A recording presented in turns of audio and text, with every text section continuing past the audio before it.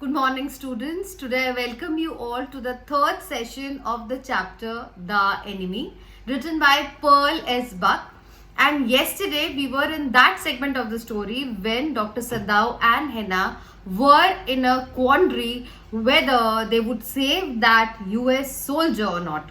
The POW who was swept away by the ocean and who was staggering there on the ocean bed was in such a state that he would die any moment if left unattended. So Henna and Dr. Sadao, being driven by the Hippocratic oath, decided to save this person because nothing is beyond humanity. And hence they realized their duty and brought him home. But there were a lot of stories, there were a lot of stigmas attached to it, because if they bring him home, how would the servants react to it? How would others who know that he, being a US, still drove these two doctors to safeguard him react towards them? They wanted to do their duty, but they could be termed as traitors as well. As I've told you, US and Japan, they were in constant war due to the Second World War. As you know, the Pearl Harbor story, which I've already repeated many a times. So hence I will not get back to the same zone. But now you need to know this part of the story wherein they bring him home, and we will see to it what happens next. I think in the yesterday's session we have already seen that Sadao was confused about how to go about this man, and they both decided to take him back because being doctors they cannot leave him there.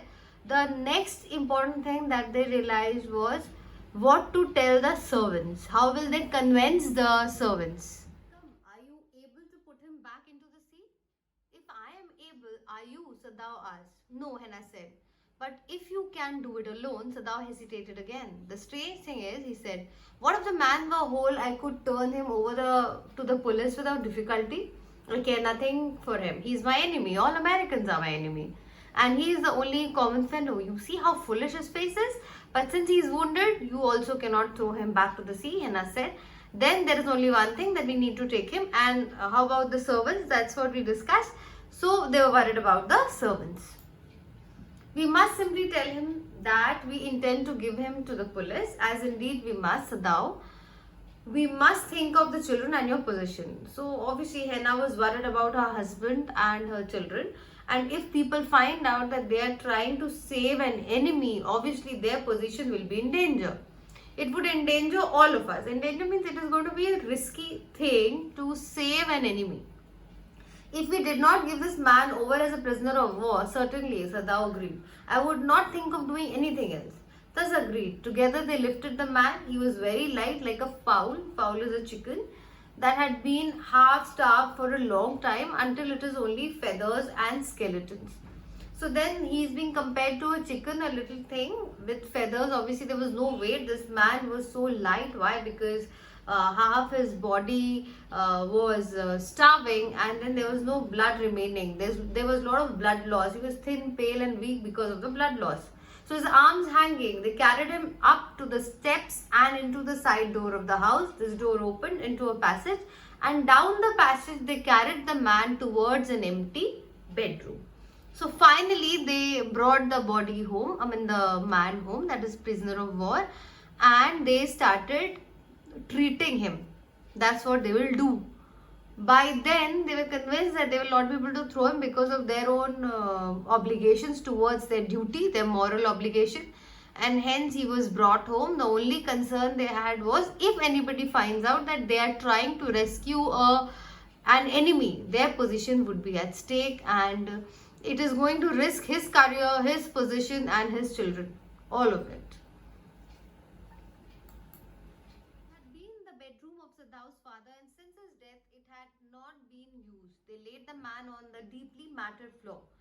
Everything here had been Japanese to please the old man, who would never in his own home sit on a chair or sleep in a foreign bed.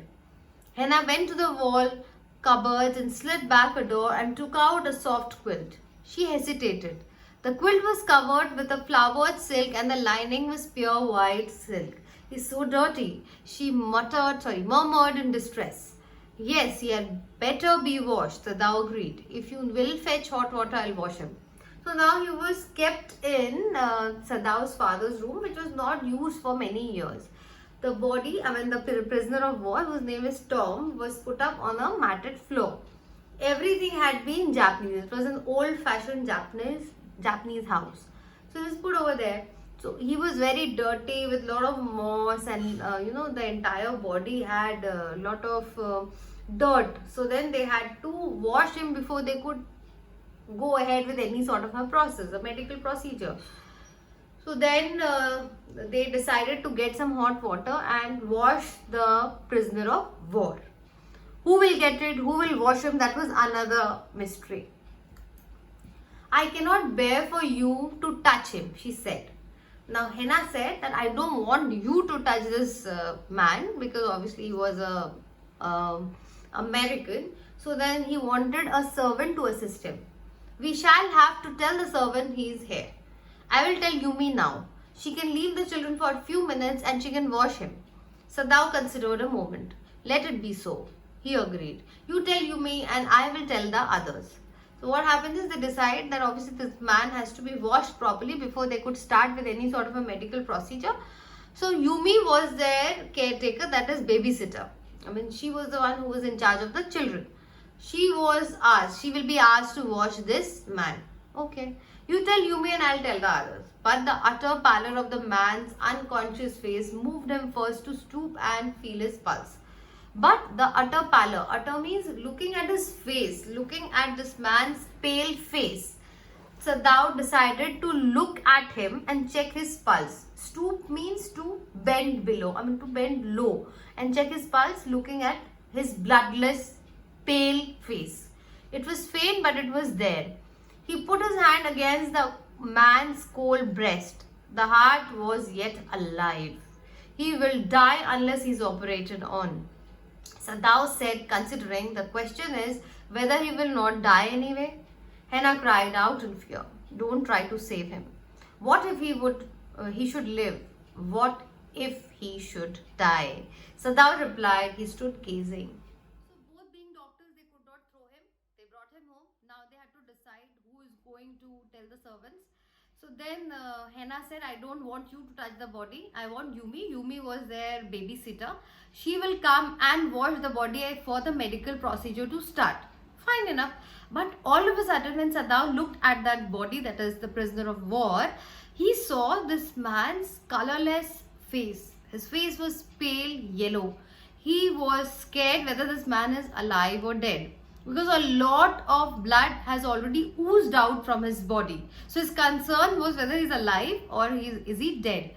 So he bent down, he stooped down to check the pulse, and there he saw that his heart was still pumping blood. He was alive. So he said, if I have to save him, then I have to operate on him. The first thing is I have to operate. Otherwise this man is not going to survive. He stood gazing down on the motionless man. This man must have extraordinary vitality, or he would have been dead by now. Vitality means energy. So they are assuming that this man has a lot of energy, and that's why he's still surviving. Otherwise, in such atrocious conditions, he would not be doing so. But then he was very young, perhaps not yet 25. You mean die from the operation? Henna asked. Yes, Sadao said. Henna considered this doubtfully, and when she did not answer, Sadao turned away. At any rate, something must be done with him, he said, and first he must be washed. He went quickly out of the room, and Henna came behind him. She did not wish to be left alone. She did not wish to be left alone with the white man. He was the first she had seen since she left America, and now he seemed to have nothing to do with those whom she had known there. So now obviously they decide that this body, that is Tom, has to be washed, and Henna has not seen a white man after she has left America. He was one of a kind. So Henna did not want to leave Sadao all alone. She was always there beside him to help and assist. Here he was, her enemy, a menace. Menace is a problem, a difficulty, living or dead. She turned to the nursery and called, Yumi. But the children heard her voice, and she had to go in for a moment and smile at them and play with the baby boy, now nearly 3 months old. Over the baby's soft black hair, she motioned with her mouth. Yumi, come with me. I'll put the baby to bed, Yumi replied. He's ready. She went with Yumi into the bedroom next to the nursery and stood with the boy in her arms while Yumi spread the sleeping quills on the floor and laid the baby between them. So then Henna had to go and call Yumi, but Yumi was busy with the children.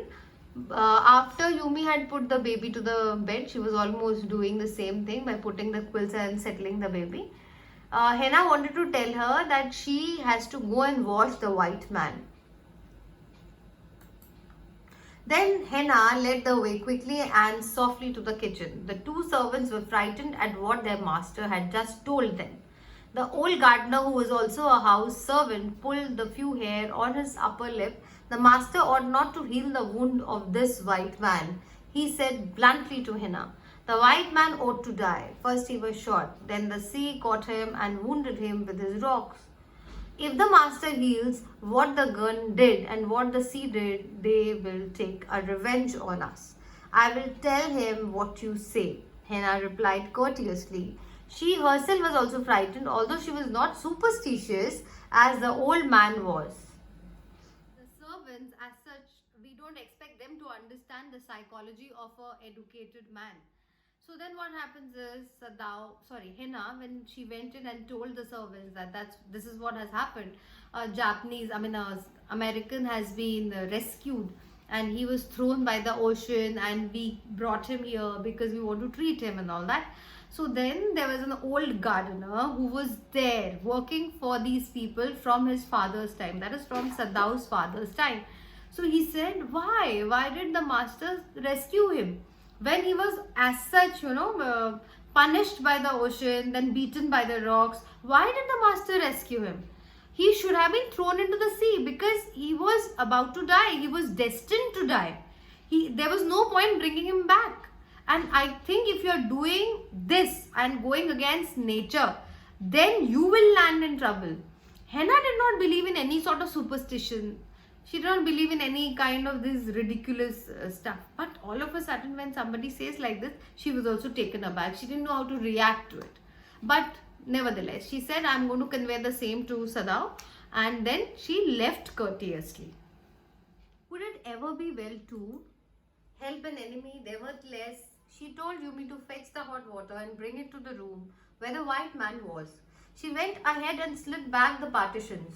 Sadao was not yet there. Yumi following, put down her wooden bucket. Then she went over to the white man. When she saw him, her thick lips folded themselves into stubbornness. So when Yumi was called to wash the white man, so then when she entered, her lips folded. She was like not ready to wash a white man. Stubborn means what? When you are sticking to something and you don't want to budge. You don't want to change your opinion. I have never washed a white man, she said. And I will not wash so dirty a one now. He says that I will never wash a white man and this is a dirty man and I'm not going to wash him. Henna cried at her severely. You will do what your master commands you. There was so fierce a look of resistance upon Yumi's round, dull face that Henna felt unreasonably afraid. Henna said that whatever I command you, being a master, you have to do it. But looking at his round face, Henna was petrified. Henna was scared. She could feel the air of resistance and thought that if these servants go and complain the officials, then Sadao and Henna would land in trouble. So after all, if the servant should report something that was not at all happened that, so then very well, she said with dignity. You understand, we only want to bring him to his senses so that we can turn him over as a prisoner. So again and again, she was giving this clarification that we are no traitors. We are just trying to save a life so that if we bring him back to senses, we will hand him over to the cops. That is the only agenda that we have. We don't want to save an enemy. We are just doing our duty and trying to bring him back to senses and hand him over to the police. I will have nothing to do with it, Yumi said. I am a poor person and it is not my business. So this shows her resistance. This shows her anger and she was not willing to do something. She did not agree to it and this really shows that. Then please, Henna said, gently, return to your own work. At once, Yumi left the room, but this left Henna with the white man alone. She might have been too scared or afraid to stay had not her anger at Yumi's stubbornness now sustained her. Stupid Yumi, she muttered fiercely. So now she was really angry with Yumi, and she was left alone with that man. She forgot about her being with that man alone because she was very, very angry at Yumi's stubbornness. Stubbornness is rigidity, as I said, and that made her stand there. Fierce means obviously that angry look. Muttered means to say something in a low tone. Is this anything but a man, and a wounded, helpless man? In the conviction of her own superiority, she bent impulsively and untied the knotted rugs that kept the white man covered. So, in that conviction means belief of her own superiority of nothing but being an educated person, trying to understand the crux of the situation, that here we just want to bring him back to life. We just don't want to do anything other than giving him life and handing him over to the police. And these people who are uneducated fools, they are not able to understand what I want to do. So with that superiority, with that conviction, she had bent down impulsively, means with a lot of anger, and quickly she untied the rags that he wore and kept the white man covered. When she had his breast bare, she dipped the white clean towel that Yumi had brought into the steaming hot water and washed his face carefully. So obviously before any surgical operation, the body has to be clean. Otherwise there's a chance of infection. That's what she was doing. The man's skin, though rough with exposure, was of a fine texture and must have been very blonde when he was a child. So obviously he was a fair man, and he had a very good texture. He must be blonde. Obviously, as you know, they have a fair skin. So that's what she was discovering while she was trying to remove all the rags from his body and clean his chest. While she was thinking these thoughts, though not really liking the man better now that she was no longer a child, she kept on washing him until his upper body was quite clean. But she dared not turn him over. Here, where was Sadao? Now her anger was ebbing. Ebbing means to come on the edge, something that comes on the surface. And she was anxious again, and she rose, wiping her hands on the wrong towel. Then, lest the man be chilled, she put the quilt over him. Sadao, she cried, called softly. Means obviously she covered the body because she has already washed him with water. So he might feel cold because you know there was a lot of blood loss. She covered him with the quilt. He had been about to come in when she called. His hand had been on the door, and now he opened it. She saw that he had brought his surgeon's emergency bag and that he wore his surgeon's coat. "You have decided to operate?" she cried. "Yes," he said shortly. Now we get to see that Sadao was ready with his bag, the surgical bag, and he came in wearing his coat. He was about to operate on him. Henna was shocked and surprised to see, "Are you, serious? You are going to operate him here?" Because she had a lot of questions in her mind at that point of time. Who is going to give him anesthesia? Who is going to give all those things? Because you need a proper hospital or things to be, to perform an operation. And as such, Hina was struggling to wipe the body. She was angry with Yumi and her resistance towards what she said. Meanwhile, all those things were happening in her head, and she also thought that this body was, blonde and fair complexion and stuff like that was going on in her head. She properly cleaned the body and she covered him with a quilt because there was a lot of blood loss and this person was weak. He was open to infections and stuff. So we see that this man is ready for the operation. With this, I conclude this session, and we see that Sadao is about to operate. I'll come back to you with the next session.